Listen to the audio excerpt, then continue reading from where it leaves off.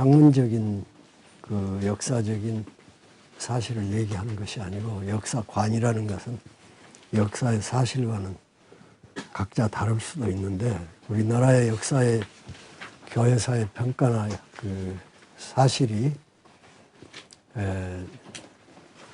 뭐 어느 나라나 다 있는 것이지만은 그 신학의 차이 때문에 지금 교회 세계 역사가 그 칼 마르크스의 그 자본론이라는 것이 원래 그 원전이 되어 가지고 그것이 이제 좌익 역사관이 여러 가지 변형이 된 것이 많습니다.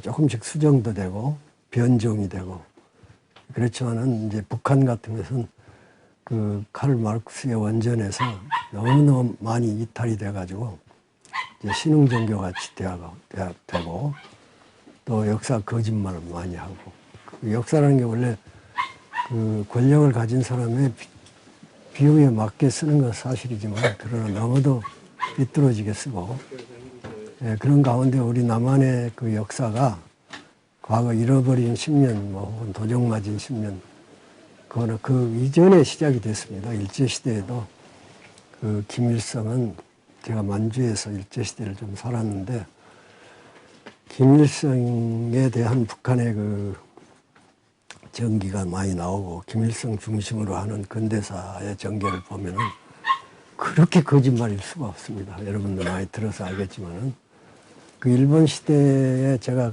그 만주 척식회사에서 이민 간 농민들 일본 사람이 만든 회사예요. 동양 척식회사처럼 동만주 일대 지금 길림성이라든가 흑룡강이라든가 이런 그 동만주 일대에 1000에 가까운 마을을 조성을 해가지고 도와주고 이민 해오고 하는 일본 사람들도 이민들이 많이 왔어요. 그런 데 있었는데 그 구소련에 육군 대위가 한 6명이 있었어요. 근데 그 사람들이 전부 그 만주에 살고 있는 그 한국인을 선무하고 또 친일파라고 생각하는 사람은 죽이고 거기서 일어나고 있는 독립군이나 민족주의 운동을 하는 사람들을 암살을 하고 또 일본 사람들이 하는 일을 방해를 하고 그게 무장 폭도죠. 그래서 만주에서는 그거 보고 비적이라고 그랬어요. 그런데 김일성이가 하루에 6 마을에 나타나요. 김일성이라는 사람. 그게 소련의 공작이 아마 그렇게 선무가 된 것 같은데 그 죽일 때 그 한 100명, 100호, 300호, 많으면 한 500호 그런 개척지를 간척을 해가지고 거기서 농사 자금을 대주고 이제 그런 일을 하는 건데 거기서 그 마을 촌장이라는 것이 불악장이라는 것이 이제 한국 사람 불악장은 일본 그 군부 관동군이라고 있었어요. 일본 군부와 만주국에 새로 태어난 일본 사람 괴뢰 정권 그러니까 친일 정권이죠. 협력을 해서 그 만주국에서 살게 돼요. 그게 불악장인데 그 불악장을 6사람을 하루 동안에 죽이면서 다 김일성의 이름으로 죽여요. 그러니까 김일성이라는 사람은 소련에서 만든 사람이에요. 그러니까 비적이라 그러죠. 근데 제가 굉장히 분노한 것은 그 불악장은 아주 훌륭한 애국자들이었어요.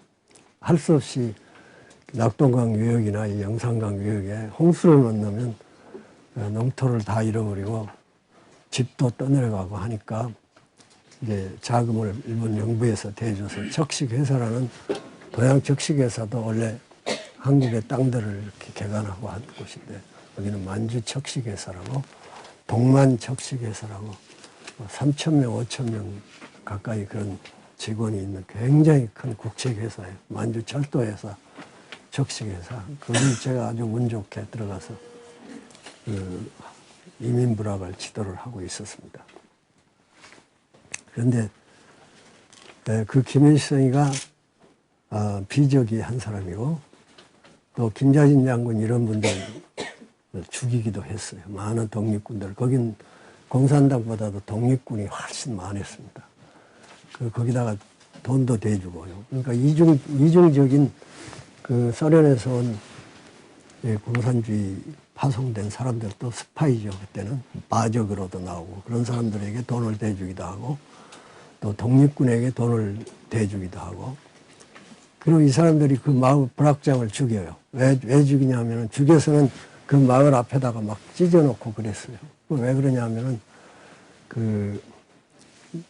자기를 알리기 위해서 또 친일파를 죽인다 그런 홍보를 하기 위해서 자기들 홍보를 하기 위해서 그러니까 그 불악에서 사는 사람들은 그 소련에서 온 사람들에 대해서 아주 마적이라고 생각을 했어요.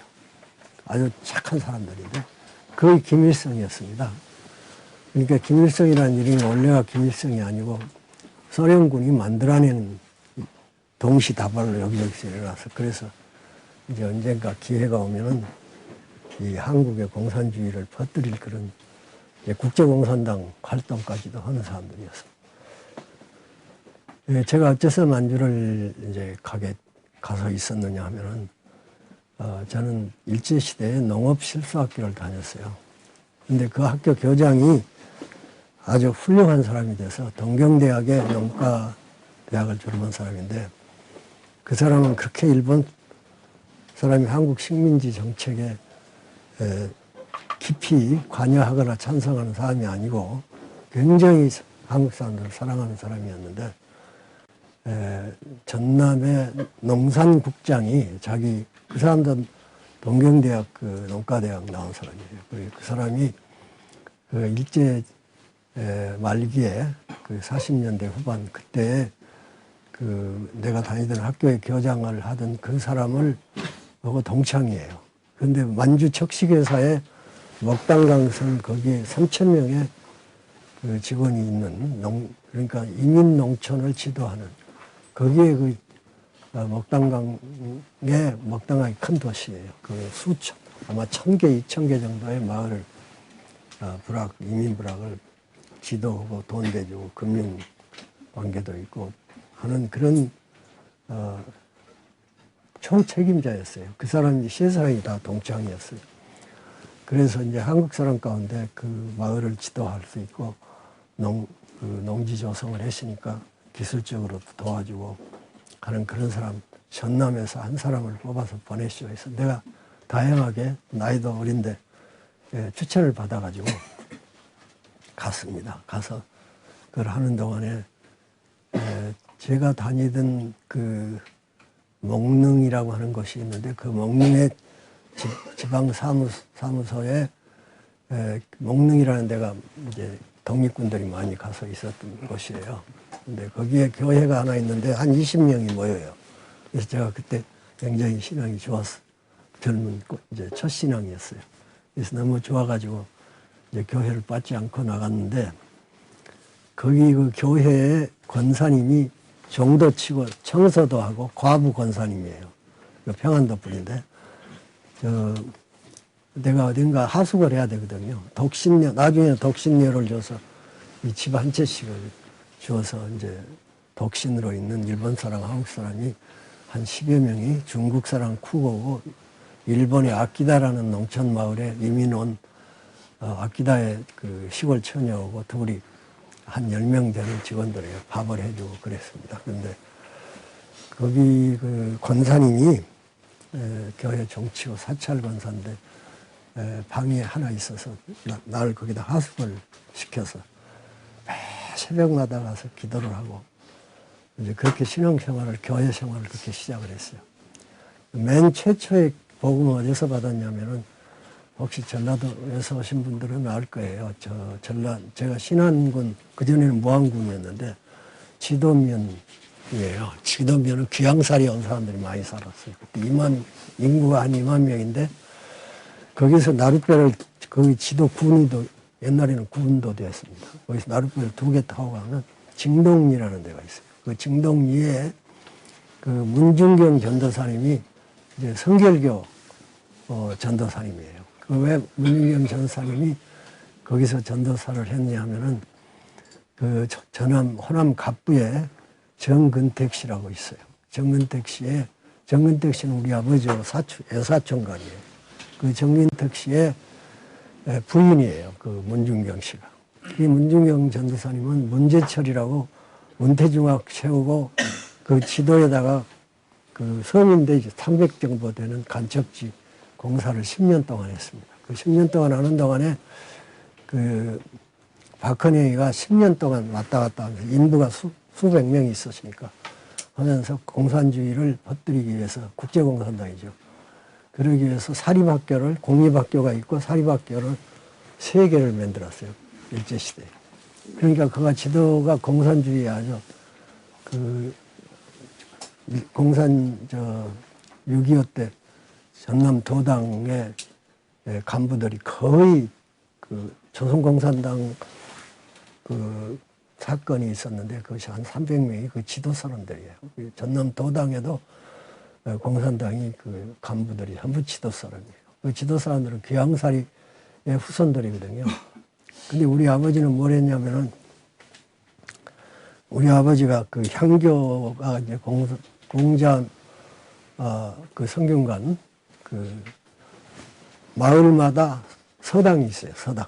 그 유림회가 있어서 서당이 있고 그 저도 어렸을 때 국민학교 들어가기 전에 천자문 배우고 학어집 배우고 명심보감 배우고 우리 아버지한테 그 우리 아버지는 그 유림회의 그 서당이 아마 그 지도가 몇 개가 있었는데 마을마다 다 있었으니까 전체 합해서 유림회가 있었는데 그 유림회의 회장이고 그 향교 성균관이죠. 거기 1년에 한 번씩 제사 지내고 하는 공자묘 그게 도유사더라고요.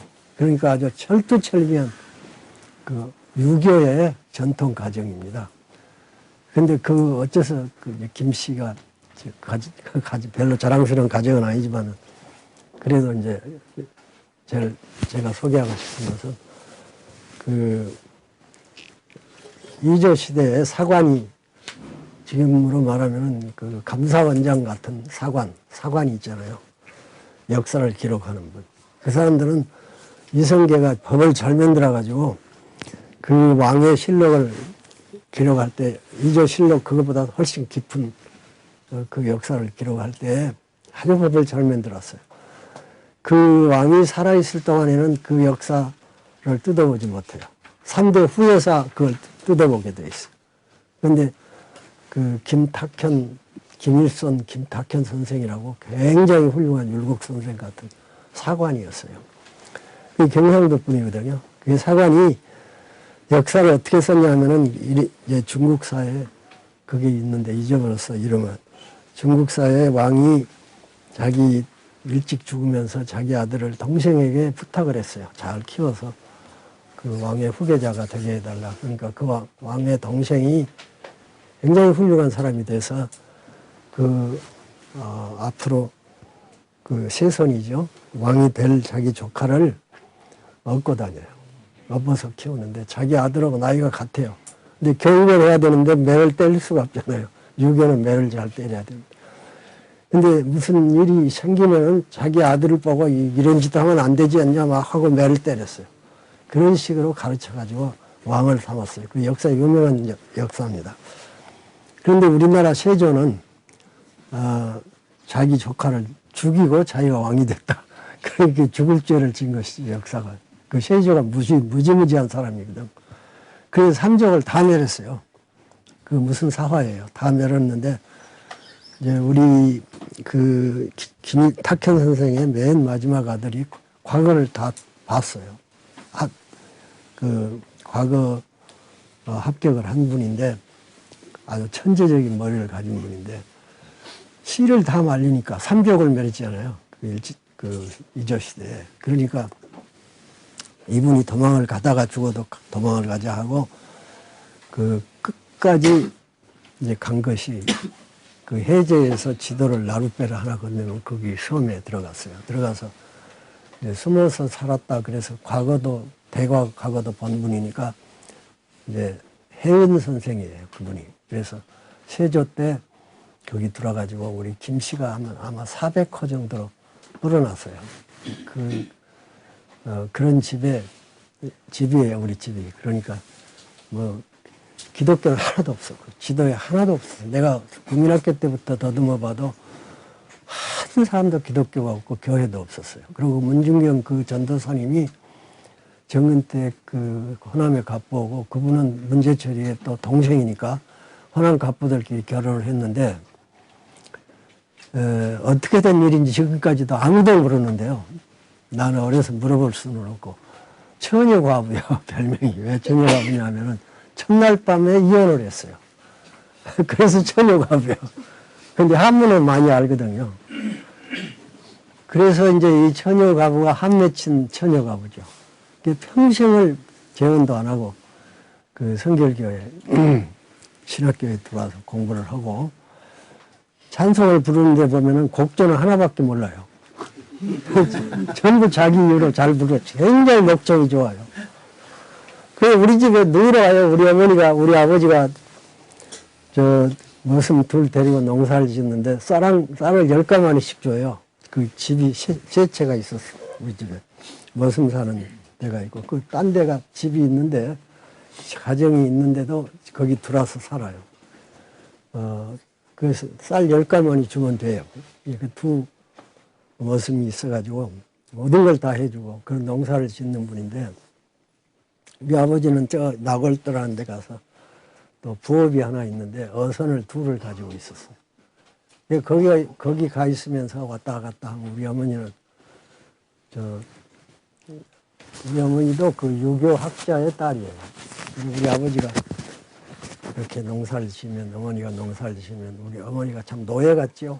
밭에 가서 농사 짓고 배를 짜고 방아를 찧어서 곡식 그 밥을 하고 내 옷도 이렇게 짜가지고 전부 해주고 우리 어머니가 이런 얘기를 하면 좀 배경이 한국적인 것이 여러분들은 역사 연구하는 분들이니까 그 역사라는 것이 참 간단하지 않습니다. 요새 과거사 청산이라고 해서 3,006명을 이 정부가 거기는 목사도 있고 뭐 신부도 있고 그런 사람들이 1,몇백억을 들여서 굉장히 돈을 많이 써가지고 최남선, 백낙준, 김성수, 모윤수, 이광수 아주 우리가 존경하는 그 일제시대에 공부한 사람 다 들어있더라고요.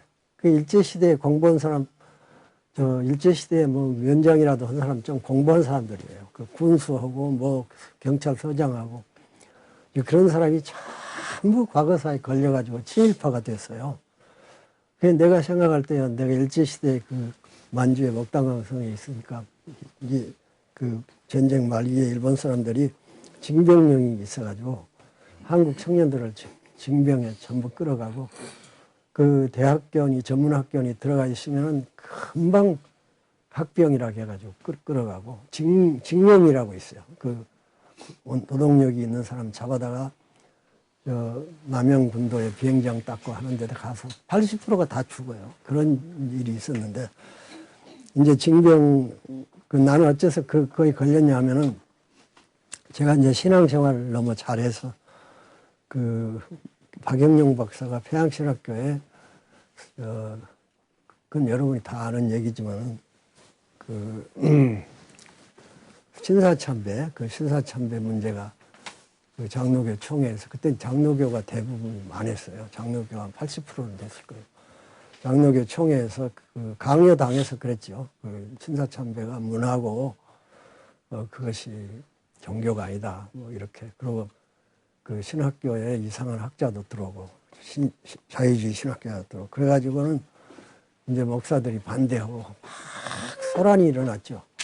그래서 그 할 수 없이 신사참배를 하게 되니까 평양신학교에 여러분이 아는 대로 청해신학교에 가면 박윤설 목사님하고 박영영 박사님 사진이 있는데 사진이 두 분 다 내 은사예요. 그리고 제가 동창이요. 신복인 목사, 정기호 목사 다 그런 사람 다 동창이거든요. 그 전에 저 장로신학 교장하던 뭐 그런 사람들. 이종성 그 밑에 박창환 그런 사람 동창이에요. 그 뭐 고려파야 속에도 들어있고 그 강원영 목사님 그 그, 자꾸 문익환 목사님, 문동환 목사, 그런 사람들은 2년 조선신학교 다녔어, 내가.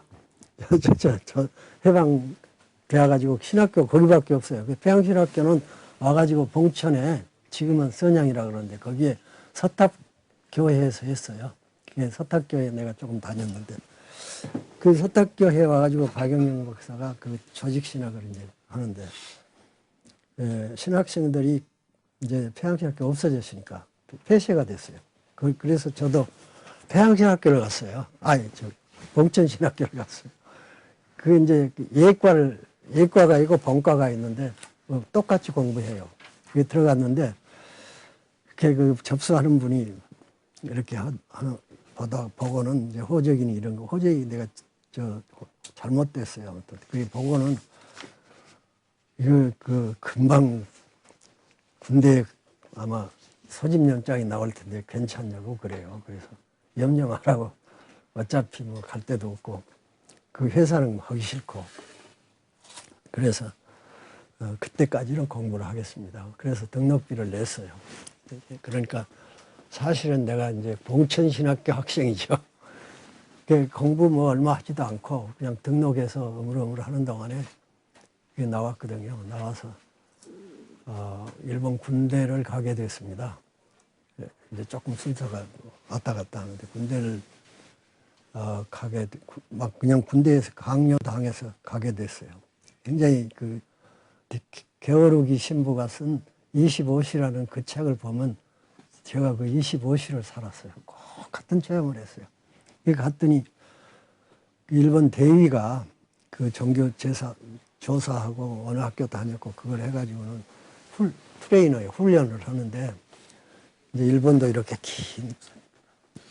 그 나를 주목했어요. 굉장히 기독교 싫어하는 일본 사람들이 신사참배 문제도 있지만 그래서 나를 이렇게 저렇게 이제 다 신문하다시피 하더니 네가 기독교인인데 성경책 가지고 있냐? 제가 가지고 다녔어요. 일본 시대에도 한글 포켓 성경이 있었어요. 제가 가지고 있는 것은 일본 성경을 가지고 있었어요. 훨씬 일본 성경이 쉬웠어요. 그걸 이제 내놔봐라. 그래서 내놨더니 이렇게 펴보니까 제가 한글 성경도 있었죠. 굉장히 성경을 많이 이렇게 빨간 줄을 쳐놓고 했더니 내 앞에서 이런 그 매국적인 경교를 믿는 놈이 어디 있어? 그러면서는 일본 군화로 막 이겨요. 내 앞에서 막 이겨요. 이렇게 막 찢어지는 걸 보고 내 마음에 영혼 속에서 이놈 새끼들 망해라. 곧 망하겠다. 그런 생각이 들었어요. 그것이 내내 하나님이 가르쳐 줬는지 아무튼 일본 망해라. 계속 그때부터 그랬는데 이렇게 끌려다니고 하다가 나중에 도망을 갔는데 여기 가도 연해 저쪽 중국에 들어가는 열화 쪽에 그쪽에는 못 가겠어요. 군대가 막 있어가지고 못 가겠어서 신분증 가지고 기차 타도 신분증 내놔라 그러고 그래서 이제 할 수 없이 갈 곳이 소련밖에 없으니까 소련 쪽으로 동만주 쪽으로 쭉 갔어요. 그게 목단강성에 내가 좀 있었으니까. 근데 국경지대에 가면은 막 수림이라고 해가지고 나무의 바다예요. 이런 사람들이 거기서 목재 비우다가 일본으로 가져가면 가다가 길이 있다는 것이 군사도로가 있어서 일본 트럭이 오고 군대 싣고 오고 그러면 여기다 쏟고 그래 도저히 못 가겠어요. 그래서 이제 할 수 없이 더 이상은 길도 없고요. 소련으로 강 건너가야 돼. 그래서 거기 서서 할 수 없이 이제 뒤돌아서서 어디로 갈까 하고 옛날에 우리 예수 안 믿는 사람들 이제 다 점치는 것이 있어요. 내가 이럴까 저럴까 할 때 춤을 맡아가지고 탁 때려서 나도 그거 해봤거든요. 솔잎을 이제 입에다 넣어가지고 홀수 짝수 그렇게 점도 치고 그건 괜히 해보는 건데 그렇게 해볼 수도 없어요. 거기는 길이 뭐 하나 뻔한데 그래서 정말 거기 서서 주여 나의 생명은 나는 이제 사형 선고가 됐어요. 도망병이에요. 도망병이니까 우리 아버지는 날마다 파출소 재패되고. 그래 나는 이제 뭐 트렁크 하나 가지고 있다가 그거 다 내버리고 그냥 이 왕바신이라고 있어요. 이렇게 생긴 그 개털로 만든 일본 사람들이 만든 왕바신 여기까지 있고 개털 모자에다 개털 그러니까 짐승같이 보이죠. 그 영하 20도 되는 눈속에 더 이상 갈 수가 없어서 어디로 갈까 생각하다가 그냥 마음에 이끌리는데 가겠다. 근데 그 길이 이렇게도 나고 이렇게 군사도로가 났더라고요. 그래서 아무튼 가는 거예요. 가면서 이제 주님이 나는 이미 이제 잡히면 청사를 해요. 재판이 없어요. 이제 그런 사선을 매 순간마다 이제 잡히면 죽는구나. 근데 내가 주님을 모시고 이제 사니까요. 굉장히 절박하게 모시고 부르면서 살아요. 그 일본 사람들이 쫓기는 그때부터서 내가 지금까지 늘 하는 말이 주님 모시고 숨 쉬듯이 모시고 숨 쉬듯이 모시고 이것이 내 마음에서 사실 그 예수님을 숨 쉬듯이 모시고 살았어요. 자나 깨나 안 지나서나 그게 좋은 말이에요. 사람하고 얘기를 하든지 무슨 공부를 하든지 자나 깨나 안 지나서나 숨 쉬는 것은 의식 무의식 중에 하잖아요. 그래서 숨 쉬듯이 주님의 이름을 부르면서 살았어요. 그게 절박하죠. 그래서 이제 끝없이 가는데 눈이 이렇게 이제 쌓였거든요. 굉장히 추운데 그 이틀을 걸어서 가는 마창이라는 데가 있어요. 거기 강원영 목사도 자기 삼촌이 거기에 이제 중학교, 국민학교 합한 것의 교장이더라고요. 2,000명이 거기도 부락을 만들어줬어요. 일본 군대가. 그 부락에서 살다가 부락에서 2,000명을 토성을 싸서 싹 해놓고는 도와주면서 그 스파이 행위 못 오게 연해주에 왔다 갔다 못 오고 소련말 한 사람이 많이 있어요. 거기는. 그리고 이제 그 일제 말기부터서 그러니까 이조 시대부터서 그 화전민들로 살던 사람들을 이렇게 모아놓은 곳이 있는데 가다가 이제 이틀을 가고 밤에도 이렇게 가요. 그냥 졸리고. 근데 배가 굉장히 춥고 배고프고 그래서 기도를 하기를 배를 좀 안 고프게 해 주시든지 여러분 그럴 때는 뭐 신학 다 잊어버리세요. 그렇게 내가 이제 그런 기도 안 할 수가 없죠. 배를 안 고프게 해 주든지 먹을 것을 좀 주시든지. 그래서 이제 걸어가는데 그 만주에 큰 바위가 있고 그 위에 큰 나무가 있는데 거기에다가 몽고 사람들처럼 알락달락한 그 천으로 막 수십 개를 달아놓은 데가 있어요. 그런 데는 틀림없이 그 샤머 원시 종교 떡이니 고기니 이렇게 차려놓아요. 중국 거기도 이제 산 속에 화전민들이 있어요. 중국 사람 원주민들이 그런 사람들이 일본 사람 허가증 받아가지고 댕기는 데가 있는데 거기를 쳐다보니까 그 바위돌 위에 그 옥수수 떡이 요만한 게 있어요. 그만큼 커요. 옥수수 그것이 노란 떡이에요. 굉장히 맛있어요. 옥수수 떡하고 돼지고기 삶은 것이 이만큼 있어요. 하나님께서 나를 위해서 그리고 돌배 그 산에 있는 돌배가 이제 땅땅 어는 것이 있죠. 이제 그것을 그 개털 오바 속에다가 집어넣고 그걸 먹으면서 이틀을 걸어갔어요. 끝없이 걸어가는데 화전민들이 그 일본 사람들이 만들어준 2,000명 들어가는 그 마을이 있더라고요. 그래서 이제 완전히 밤에는 문을 닫아요. 거기를 쑥 들어갔더니 이제 재미있게 들어주세요. 그 사람의 행로가 숨 쉬듯이 주님을 모시고 지금도 이렇게 내가 입에서 나오는 말이 숨 쉬듯이 주님을 모시고 오늘을 맞이했습니다. 그렇게 기도를 하는데 거기에 들어갔더니 다 그 굴뚝에 연기가 밥오는 연기가 나고 큰 기와집에 한가운데 제일 좋은 집이 있어서 거기를 갔더니 이렇게 먼 하늘을 쳐다보고 서 있는 굉장히 그 산속에 그렇게 아름다운 처녀가 안경 쓴 처녀가 이렇게 서 있어요. 그래 깜짝 놀라더라고요. 나를 보고. 그게 내가 이상한 생각이 났어요. 신비스러운 생각이 났어요. 하나님이 어떻게 아무도 없는데 다 집에 들어가 있는데 나와 있어요. 그래서 내가 굉장히 존경하는 목사님이 있어요. 성결교 목사님인데 목단강 성결교회예요. 그 목사님이 일본서 중앙대학을 나오시고 굉장히 한학에 능하고 애국자인데 폐결핵 환자예요. 하천포원이처럼. 그분이 진짜 내 스승이었어. 그렇게 나를 사랑해주고 애끼고. 그런데 그 목사님이 없어졌어요. 목단강에 그 목사님을 찾아갔더니 없어져서 지나가는 얘기로 한 얘기가 그 쫓기거든요. 경찰에게 쫓겨 일본 스다사에 반대운동하고 돌아다니거든요. 그 만일에 그 리마인드를 내가 하는데 만일에 자기가 없어졌으면 또 자기를 찾으려면 아무 보고도 알리지 않고 사찰에게 자기가 말하고 간다. 사찰 아저씨가 있으니까.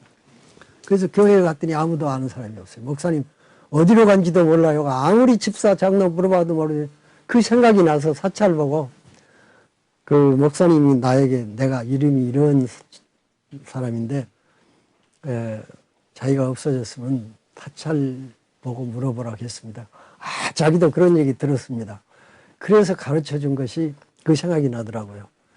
어떻게 가면 석두라고 하는 것이 있는데 석두에서 한 이틀을 가면은 그 마창이라고 하는 마을이 있어요. 그 강원영 목사도 거기 왔다 가고 임광식 목사의 아버지예요. 그 주전장이 해군 군목식장 하던 임광식 목사라고 유명한 목사님이에요.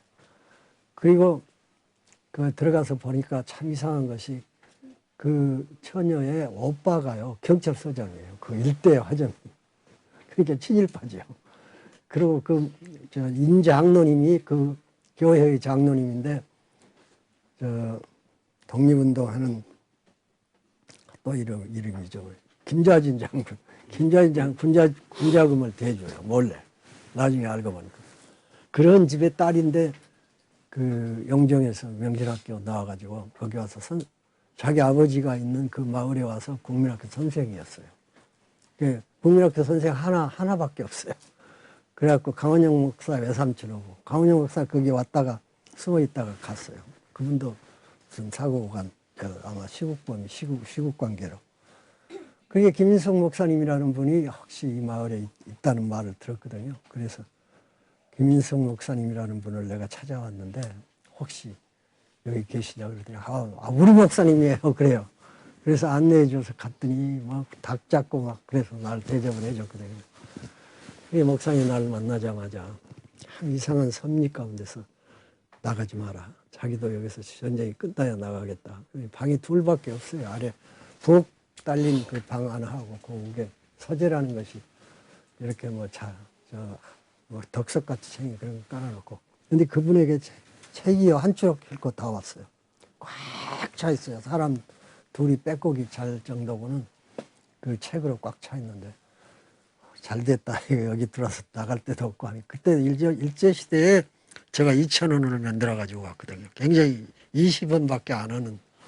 그럴 때 우리 집에 갔더니 우리 어머니가 이제 내가 도피하러 댕겼으니까 이거 팔고 저거 팔아서 돈을 이렇게 싸서 줬어요. 또 내가 회사에 나올 때 또 돈 좀 가지고. 그래서 그거 가지고 왔으니까 거기서 살면서 아무튼 숨 쉬듯이 모시고 산다. 아마 그런 지경에 이르면 여러분도 감옥에 들어가서 사형 선고 받은 사형수라면 아마 나처럼 살았을 거예요. 전적으로 주님을 의지하면서. 그래서 이제 밤에는 있고 새벽 철야기도 많이 하고 금식을 사흘에 한 번씩 1년 4개월이 있었는데요. 제가 일제시대에 금식 기도를 많이 했어요. 그것이 이제 하도 금식 기도를 일주일도 하고 20일도 하고 40일도 하고 이래서 하니까는 이가 작아졌어요. 작아져가지고 밥을 많이 못 먹어요. 조금 먹으면 배가 불러서. 그래서 그것도 도움이 되더라고요. 그리고 급하면 금식기도 하는 법을 배웠거든요. 이제 그 책들을 읽기 시작하는데 지금도 여러분 그걸 배우십시오. 속독법을 배운 건 아니고요. 이 책을 다 읽어야 된다는 생각이 바보처럼 아무 것이나. 그래서 제가 미국 가는 준비를 좀 하다가 일본 시대의 소설들을 굉장히 많이 읽는 중에 미국을 이제 가야 되겠는데 소설이 많이 읽으면 굉장히 도움이 돼요. 문학하는 사람들이요 아주 재미있게 쓰면서 다 읽게 만들지 않아요. 그 남장로교 속해 있으니까 남장로교에서 그 미국에 보내준다고 그래서 했는데 나는 남장로교 돈 안 받고 그냥 가겠다 그래가지고 서울에 이제 와서 1년을 와서 있으면서 그 영어로 쓴 이런 문고가 있었어요. 일본 책하고 영어 책하고 요만큼씩 100권을 샀어요. 막 큰 짐을 싸다가. 그래가지고 재미있으니까 저 다 문법적으로 다는 이해를 못해도 굉장히 재밌어요. 줄거리 읽고. 그래서 100권을 읽었거든요. 그 거기 있는 그 김인성 목사님의 책에 거의 그 책을 2000권이라는데 시어보지는 않았지만은 그 성결교회 활천이라든가 뭐 그런 것까지 있고 이명직 목사, 이건 목사, 그 일제시대 저 그 성결교회 목사님들 그 하시던 그런 분들 그 글도 있고 일본의 화천풍원이의 일본 사람들 책이든지 그런 걸 다 읽었는데 굉장히 많이 읽었어요. 아마 그런 짧은 시간에 그렇게 책을 많이 읽을 수가 없을 거예요. 아무 할 일도 없으니까. 그래서 밥도 안 먹고 어떤 때는 철야하고, 그게 빼빼 마르고, 그래가지고 이제 제가 나와서,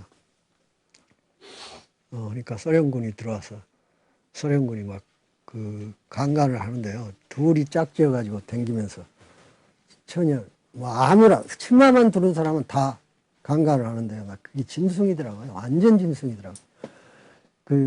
이렇게 러시아 빵, 소련 빵 요만한 것을 마대 부대 같은 거 하나씩 메고 다녀요. 메고 다니고, 이면수나 정어리나 간을 짜게 해가지고, 그걸 그냥 씹어 먹으면서.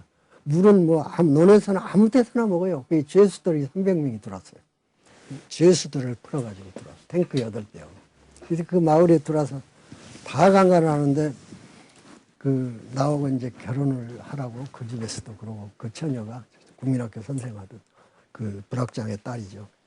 그래서 김인성 목사님도 강간 다 당할, 불학회의를 했어요. 누구든지 강간 당할 각오를 하자. 그래도 탓하지 말자. 둘이 짝지어가지고 이렇게 술 취해가지고 짐승이더라고요. 근데 대위가 대학 나온 사람이 와가지고, 이제 우리가 교섭을 했어요. 근데 제가 일제시대의 알파벳들을 알고, 영어, 중학교 1학년 정도의 영어를 알아요. 그래서 콘사이스가 하나 있어가지고, 이렇게 찾아가면서 그 대위를 만났더니 대위가 대학을 나온 사람이에요. 그래서 이 마을 사람들이 다 강간을 당하는데 그 사람하고는 얘기가 돼요. 나보고 이 짐승들이라고, 죄수들이라고. 그러니까 그러면 여기 처녀들만 모아놓게 좀 보호를 해줄래? 그랬더니 그렇게 하겠대요. 그래서 처녀 34명을 다는 아니고 그 집에다 모아놨어요. 모아놓고 당신이 이 방을 쓰고 다른 거 모르겠어. 다른 건 모르겠어도 이 34명은 처녀들을 좀 지켜주시오. 그랬더니 그 사람이 한 2, 3일 있다가 나하고 그런 결혼했어요. 이렇게 목사님이 축복 기도만 해줬지 아직 결혼 생활을 안 했거든요. 그런데 그 처녀가 쓰고 있었던 그 방에 들어갔어요. 강간하러 들어갔죠. 제일 예쁘니까. 또 지성이 있으니까. 근데 마을에 이제 강간을 할 때는 짐승이 짐승으로 보이나 봐요. 강간 대상이니까. 들어오니까 이제 나하고 결혼한 그 아내가 6.25 때 순교했습니다. 굉장히 아름다운 순교를 했습니다. 근데, 소련 노래를 하나 영정에서 살아나서 노래를 하나 춤추면서 부르는 노래가 있어요. 그 노래를 배워놨다가 이제 술 취해서 그 방에 들어오니까 막 들었지 하면서 노래를 이렇게 하자고 춤을 이렇게 자꾸 추니까는 이 사람이 거기서 짐승처럼 강간할 수가 없잖아요. 그래서 놔줬어요. 이제 이런 체험, 저런 체험을 하면서 들어와서 이제 신학교를 했는데 그것이 배경이에요. 제가 그 기도를 하는 가운데 일본 사람 망하게 해주시오, 망하게 해주시오. 순간마다 망하게 해주시오. 그 성경을 발로 이기는 그때부터서 또 일본이 안 망하면 내가 살 수가 없으니까 그 기도를 하는 중에 아마 여러분 그런 체험이 있을 거예요. 열심히 한 가지를 위해서 목숨을 걸고 기도를 하면은 그 영감이 와요. 음성 들었다. 내가 그것은 내가 과장이고요. 확실하게 8월쯤 되면 망한다. 그 감이 영감이 확실하게 확신이 왔어요. 그 기도의 응답으로. 그래서 한 20명에게 엽서를 누구시켜서 8월까지만 기다리시오. 그러면 한국에 아는 사람들한테 엽서를 해줘. 나중에 해방이 되니까 어떻게 그걸 알았냐 그래서 내가 예수 믿는 사람인데 하나님이 가르쳐 줬다. 그랬더니 그게 해방이 돼요. 해방이 돼서 이제 와가지고 신학교 다 졸업하고 뭐 여기가 긴데 이제 간단히 얘기하면 그 박영용 박사를 우리가 조선신학교 다니다가 조선신학교에서 그 문서설이 맞지 않다 해서 김재준 목사하고 황경림 목사님 세 분이 가르치는데 그 신학생들 가운데 51인이 그 조선신학교를 다녔어요. 51인이 이심전심으로 이거 이렇게 구약 배우면 되나 다 뭐 여기저기 성경을 배워가지고 온 분들인데 그래서 그러면 총회에다가 이 문서설이 제대로 된 것이 아니지 않냐 장로교 전통이 아니지 않냐 하고 했더니 거기 총회에서 심사위원들이 나와가지고 노트 다 가져라 해서 그래서 이제 그 기독교 장로의 그 김재준 목사를 정죄를 했어요. 이단이라고.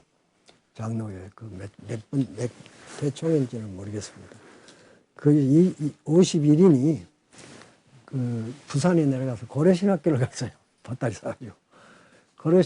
고려신학교를 갔는데 그 한상동 목사님이 그 추록파예요. 손양원 목사, 한상동 목사. 그 한 대분이 송상섭 목사, 또 한명동 목사들 그런 분들이 이제 그 감옥에 들어가서 5년 동안 고생을 했어요. 신사참배 반대를 해가지고. 근데 와서 이제 우리가 51인이 가가지고 신학생이 됐는데 그 설교를 하면서 한상동 목사님이 가늠한 교회, 가늠한 목사, 그 성경에 우상 숭배시니까 그 가늠한 교회하고 가늠한 목사들하고는 교제도 하지 마라. 그렇게 엄해요. 굉장히 엄한 분들이에요. 그래서 우리가 그러면 우리가 신학교 나오면 이제 교회를 가야 되는데 고려파 그 교회는 소수밖에 안 되거든. 그럼 가늠한 교회 다 가야 되려면 이 학교 다니면 안 되겠다는 이제 그런 얘기가 돌아가지고 그 정규호 목사 그런 사람, 차남진 목사 50일 가운데 여러분 아는 분 많아요. 저기 여자들도 몇 있고. 그래서 그러면 박영영 박사가 못 내려가시니까 추록 한 대를 샀어요. 성상성 목사님을 보냈어요. 그때 돈으로 300만 원인가 그 굉장히 많은 돈을 걷어서 추록 한 대를 사가지고 박영영 박사 모시고 왔어요. 그래서 원건이 모임이 다 모시고 왔어요. 그래가지고 이제 거기를 다니는데 손영원 목사는 데려와서 얘기를 좀 해주셔 했더니 감옥에 고생한 얘기를 다 하더라고요. 우리가 참 영혼은 이 육체는 고달팠지만 영혼은 편했다. 그러나 여기서 신사참배를 하고 양을 지키고 교회를 사수한 그 목사님들을 존경한다. 손영원 목사는 그렇게 말해요. 눈물이 나더라고요. 같은 것을 보고도 저렇게 말할 수 있구나. 그래서 손영원 목사는 통합 측 나중에 그때는 통합 합동이 없었는데 통합 측으로 갔죠. 그래서 제가 손영원 목사 너무 존경해서 광주 숭일중고등학교 교장도 했어요. 제가 교목도 하고 헌락해서 한 것이 아니고 무슨 모두 노회에서 파송을 해가지고 그래서 손영원 목사 6.25 때 모두 또 여순 반란 사건 그런 고생을 하고 그 손영원 목사 한국에 8만 명의 나환자가 있는데 그 8만 명 가운데 고등교육을 받은 사람을 남녀 간에 50명을 모았어요. 그래서 예양원에서 신학교를 했어요. 나환자는 나환자들이 해야 된다. 그런데 그 최초의 신학교인데 그때 선재련 목사라고 광주에 그 제일교회 목사님이 성경을 가르치고 나는 개론을 다 가르쳤습니다. 윤리학개론, 그런 거 좀 할 줄 알거든요. 철학계는 뭐 논리학계는 알지도 못하는데 그걸 다 해가지고 가르쳤어요. 근데 참 재미있는 것은 거기에서 한 학기를 하고 오니까 그 나 환자들이요. 죽을 때까지 나를 위해서 새벽마다 기도를 해요. 그리고 아주 유명한 분은 양재평 장로가 눈이 멀었어요. 나 환자인데 그 집안이 아주 부잣집 아들인데 우리 고향 분이에요. 학교 동창이고. 근데 일본에서 이제 공부를 하고 그래서 하는데요. 이분이 신학교에 들어와서 그럼 어떻게 저 시험을 보겠어? 누가 옆에서 필기를 하라고시오? 그랬더니 아니요. 하나님이 내게 은사를 주어가지고 성경을 다 외워요. 그래요. 그래서 나보고 맞춰보라겠어. 몇 장 몇 절 그러면 외워요. 시험에 오면. 그래 참 하나님이 그렇게 했더라고요. 그런 시험을 자기가 치겠다 했는데 그 사람이 1등이에요. 내가 말한 그대로 썼어요. 전부. 당신 컴퓨터는 그때 없었지만 지금으로 보면은 당신이 컴퓨터더라고요. 죽을 때까지 나를 위해서 기도해주고 간증하고 또 CCC 학생들은 거기 가서 성지순례 하듯이 했고 이제 그런 것들은 이제 서론적인 얘기입니다만 아무튼 기도를 그 한 것 가운데 5가지를 했는데요. 그 이제 들어가 산중에서 한 그 기도도 있고 그 다음에 이제 6.25가 났잖아요. 신학교 다 졸업하고 미국 가는 그 성결교 신학교에 필버른네가 영어로 그 신학 강의를 하는 거기에 히어링 한다고 들으러 다니고 그러다가 이제 6.25가 돼서 그 아기가 하나 낳았어요. 아기가 4살인데 지금 미국서 영락교회 권사를 하고 여기서 미화대학교 간호학교 다니다 그 아이가 이제 하나 있고 그 지도라고 하는 우리 고향에 들어가서 그때 그 보니까는 전부 공산당이 됐어요. 낮에는 대한민국, 밤에는 인민공화국. 그리고 뭐 친척들도 다 공산당이에요. 우리가 들어가 보니까. 그 우리 아버지만 뺑 돌려놨어요. 그 아버지는 아주 반동이고 죽이려고. 그래서 어느 날 저녁에 그냥 그 지도에서 이쪽 저쪽에서 2,000명이 죽었어요. 2만 명 중에. 1알이 죽었어요. 그러니까 나가지도 못하죠. 섬이니까. 그러고는 싹 돌려놨죠, 우리만. 우리 집 사람하고 나하고 인민재판 한다고 해서 어느 날 저희 갔더니 10명이 와서 우리를 묶었어요. 그 산에는 그 60명을 데려다 놨는데 거기서 이제 묶어서 새끼들로 묶고 우리 아버지가 묶이고 나도 묶이고 우리 사람도 묶이고 그 애기는 그대로 놔두고 우리 사람이 굉장히 순교자를 예비합디다. 나보고 이걸 이렇게 하면서 애기가 소리 안 나게 나가자 그러는데 옷을 바꿔 입으라고 해서 바꿔 입은 것이요. 8월이 10월 3일인데 하얀 옷을 바꿔 입자 그래요. 그 전날 찬송가 부르고 거의 잠을 안 자고 우리가 기도를 하고 했는데 아주 순교할 준비를 그렇게 시켰더라고요. 하나님께서. 옷을 바꿔 입었는데 그것 때문에 제가 고생을 했어요. 산에 끌려가면서 우리 아버지도 칠칠 끌려가고 막 때리고 그게 가니까 10명이 한 사람씩을 죽여요. 활당을 했어요. 공동 운명체가 되기 위해서. 그러니까 9월 28일 날 서울 수복했는데 10월 3일 날 그 도서의 공산당이 다 거리 모여서 영광으로 갔다가 이제 빨치산 지리산으로 가려고 거가 쭉 모여 있는데 막 때려 죽이기 시작했는데 그 60명을 죽이는데 전부 몰살을 해요. 다 죽여요. 다 죽이는데 우리 아버지 이제 인민재판 그때는 아니고 나중에 인민재판했죠. 근데 죽이고 하늘이 무시합니다 하면서 아무리 전도해도 안 들었어요. 우리 아버지. 그러게 이제 그 눈앞에서 죽이고 이제 내 안에 끌려가면서 내가 먼저 가겠다 그래요. 먼저 가겠다 기다리겠다고. 그때 일을 생각을 하면은 참 어떻게 그 얘기를 남겨놓고 와서 죽었을까. 근데 꿈을 꾸니까요. 생전 죽은 사람 꿈도 종종 꾸는데 생전 한 번 이외에 꿈이 안 나오는데 그 산을 향해서 전부 하얀 옷을 입은 수백 명이 이렇게 가는데요. 거기에 같이 가더라고요. 찬송가 부르면서 가더라고요. 그래서 나를 보고는 내가 얘기를 하려고 하니까 굉장히 수줍어하면서 그 먼저 가겠다고. 그런 꿈을 한번 꾼 일이 있습니다.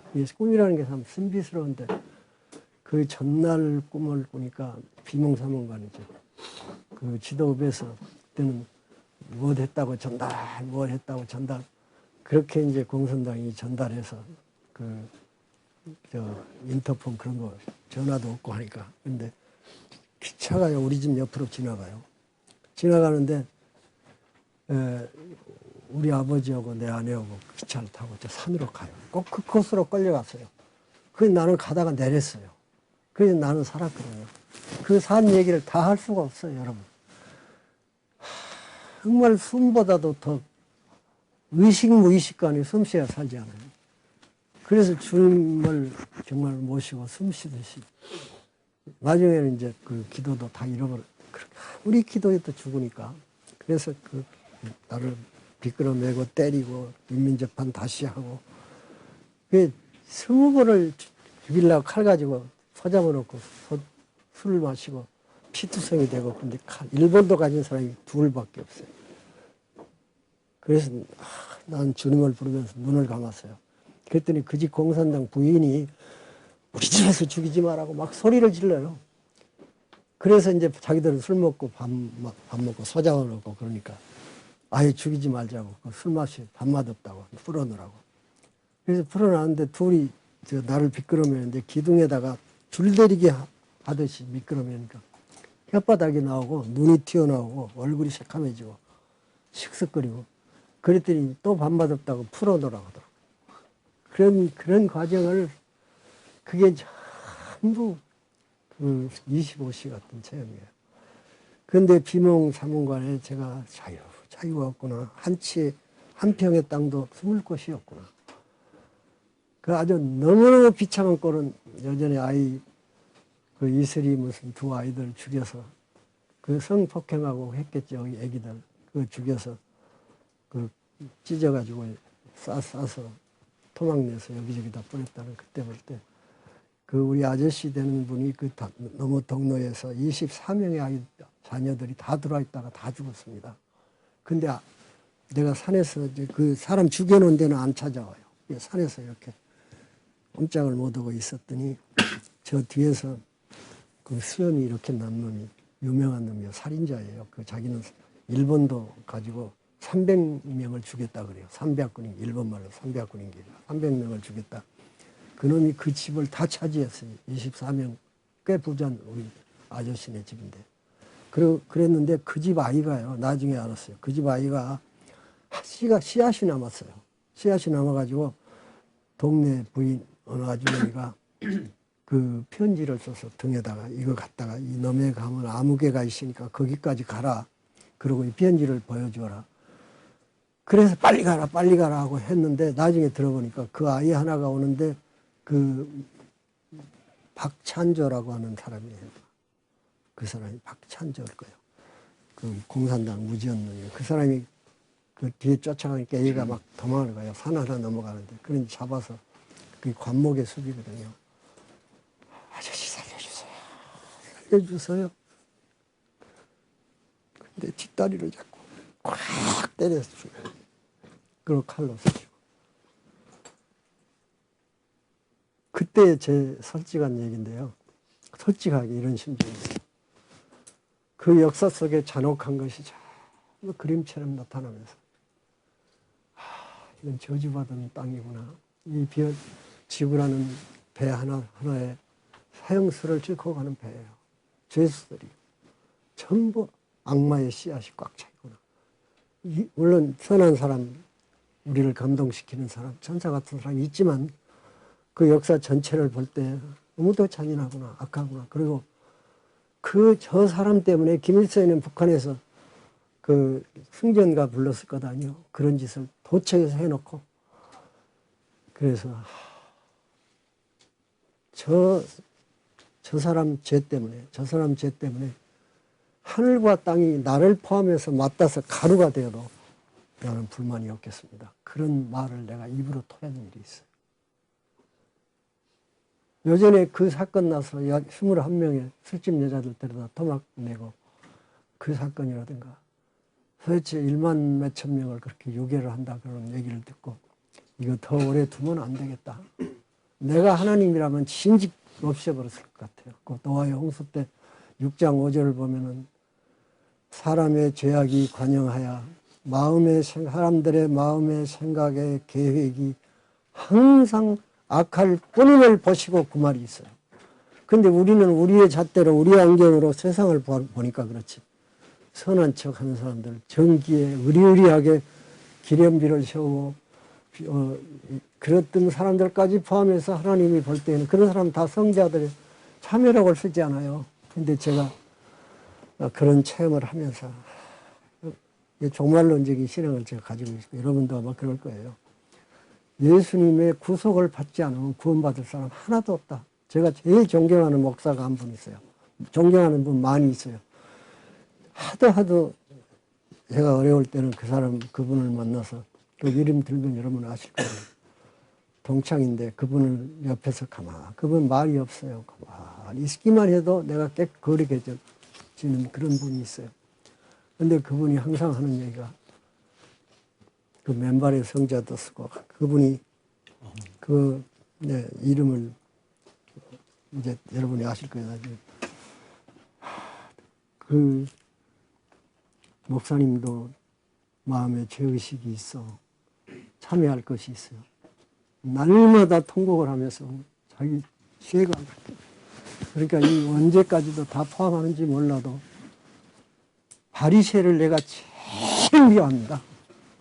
그 가늠한 현장에서 잡힌 여자 하나 놓고 죽이려고 그 율법에 열심인 척 하려고 그러고 자기는 죄가 없는 척 하려고 했는지 몰라도 이제 그 설교를 제가 잘해요. 바리새 600가지 700가지를 안 하는 거 있는 거 현미경적인 그걸 율법을 해석해 가지고 지키고 있잖아요. 그때 예수님의 심정이 어떠했을까? 아마 예수님 글을 썼는데 간음하지 말라 그 말을 썼다 그런 말도 있습니다만 근데 그것을 바리새를 제일 미워한다. 종교의 최고 지도자들이죠. 어느 시대나 예수님 죽인 것이 그 유태교의 율법을 최고로 잘 지킨 사람들이 바리새거든요. 바리새를 내가 그렇게 미워합니다. 남을 정죄하는 사람들.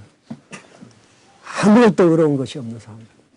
요새는 보니까 거기까지는 안 가겠어요. 아무튼 그렇게 이제 하면서 초바리새란 말도 내가 했어요. 초바리새. 그 목사님, 제가 제 개인 얘기를 하다가 말겠는데 여기 읽어보시면 이상한 일을 많이 했어요. 이거 다 주웠죠? 네? 네. 별짓을 다 했어요. 믿을 수 없는 짓을 하고. 그래가지고 이제 꿈을 이렇게 꾸니까 자유의 정. 그렇게 입에서 이렇게 터져 나오는 말이 있었는데 그것도 먹지도 못하고 자지도 못하는데 비몽사몽간에 큰 종이 하나 이렇게 떨어졌어요. 자유의 종 저것만 울리면 내 마음에서 그렇게 외치는 소리가 있어서 방울을 들고 몸을 굴려도 종이 울리질 않아요. 그래서 누가 같이 종을 치자고 했더니 내가 아까 얘기한 그 목사님이 내 손 위에 자기 손을 얹고 같이 하자고. 그래도 안 울려요. 그래서 춥고 구르니까 7사람쯤이 우게 손을 이렇게 하죠. 그래서 종이 왕 울리기 시작해요. 그러다 이제 그럴 때 그 총소리가 기관총 소리가 따따따따 하거나 그 김공근이라고 하는 육군 대위가 300명을 이끌고 와서 우리를 해방시켰어요.